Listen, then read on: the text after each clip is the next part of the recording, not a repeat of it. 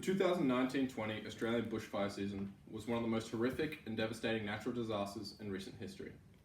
With over 1.25 million animal deaths, including a third of the koala population, the bushfires had a major impact on the Australian ecosystem and economy. This tragedy was not unavoidable, however, as there were many steps that could have been taken in order to help prevent this tragedy. Today we will discuss the bushfires and its impact, the possible solutions and what could have been done, as well as what you can do to help make an impact. With millions of hectares of land being burned, the impact of the fires was immense, and it is these effects that the world will have to face in the coming years.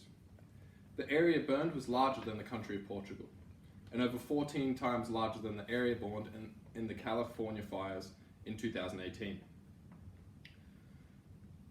The fires have put the world's biodiversity in decline, and have also had a significant impact on our vital ecosystems and global food production.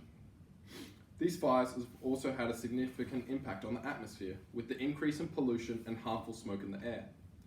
Canberra was also recorded as one of the most toxic air levels in recent history this year. This pollution did not stay solely in Australia. The pollution spread as far as to Antarctica, Argentina, Chile, and even South Africa. The Australian economy took a significant hit, with all the properties and homes that were destroyed and needed to be repaired as a result of the bushfires. The bushfires' impact was great, and certain things needed to be done to prevent this tragedy from happening again.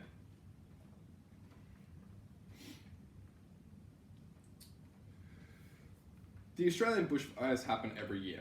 This is something that cannot be avoided. It is one of the risks that comes with the dry climate in the summertime of Australia. This does not mean that they cannot be avoided or reduced in impact. One of the major methods and commonly used is backburning. Backburning involves starting small fires in areas that could lead to high-risk fires. The idea behind this is that by setting fire to these key areas, the larger fires will not be able to spread and continue destroying more land. One of the long-term solutions is by reducing the carbon emissions that we put out as a population. By reducing our emissions, we'll be able to reduce the risk of the bushfires, not only in Australia, but in the entire world. So what can we as a population do? Now, there are many different things that we can do to help prevent things such as this. Many of these solutions you've probably heard at one point in your life. Despite this, it does not mean that they are not wrong. These things can all be done to help make an impact on today's world. By recycling, using less energy, and reducing greenhouse gases and emissions, our carbon footprint will be reduced and we can reduce the risk of bushfires. There are also many different charities that you can donate to the bushfire relief. They're as easy to find as a Google search. The bushfires will go down as one of the worst natural disasters in recent history. Today we've examined the impact of the bushfires, the possible solutions, and what we can all do to have an impact. It is important to learn from this event and to make sure that something like this doesn't ever happen again.